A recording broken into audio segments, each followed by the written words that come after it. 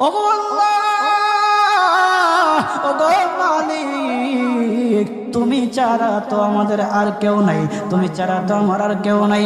আল্লাহ গো, তুমি যদি মাফ না করো কে আমাকে মাফ করবে? তুমি যদি মাফ না করো কে আমাকে মাফ করবে? তুমি যদি আমাকে মাফ করো তাহলে তোমার কোনো দিকে কমবে না, তুমি যদি আমাকে মাফ না করো তোমার কোনো দিকে বাড়বে না। আল্লাহ গো, তুমি আমাকে মাফ করে দাও। সারাটা জীবন অন্যায় কাজ করেছি, সারাটা জীবন নাফরমানি করেছি, আমার কাছে কালেমার দাওয়াত কম আসে নাই, আমার কাছে কালেমার দাওয়াত কম আসে নাই, আমাকে লোকেরা কম বোঝায় নাই। ওগো আল্লাহ, তুমি আমাকে মাফ করে দাও। মাফ না করলে কোথায় যাব, কার কাছে যাব?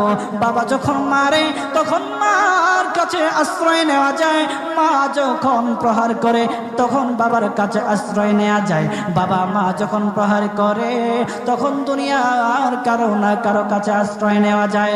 ওগো আল্লাহ, ওগো মালিক, তুমি যদি আমাকে মারো, তুমি যদি আমাকে আযাব দাও, ওগো আল্লাহ, কার কাছে যাব, কার কাছে গিয়া মাফ চাইবো? ওগো আল্লাহ, মেহেরবানি করে মাফ করে দাও। এইরকম কান্না করতেছে, কান্না করতেছে, চোখের পানি তার এমন ভাবে পড়তেছে, দাড়ি ভিজতেছে, দাড়ি ভিজে জমিনের মধ্যে চোখের পানি পড়তেছে, কান্না করতেছে। বান্দাটা কান্না করতে করতে করতে করতে আমার আল্লাহর কাছে এমন গ্রহণযোগ্যতা অর্জন করেছে, মহান আল্লাহ রাব্বুল আলামিন তার ডাকে সাড়া দিয়া তার জিন্দেগির সব গুনাহ মাফ করে দিয়েছে। হযরত মূসা আলাইহিস সালাতু ওয়াস সালামের যুগের ঘটনা। একজন বড় পাপিষ্ট ছিল, জীবনে এমন কোন গুনাহ নাই যে গুনাহ সে করে নাই। তার গুনার প্রতি অতিষ্ঠ হইয়া, মানুষ তার গুনার প্রতি অতিষ্ঠ হইয়া গ্রামের লোকেরা তাকে হাত পা বেঁধে জঙ্গলের মধ্যে ফেলে দিয়ে আসে।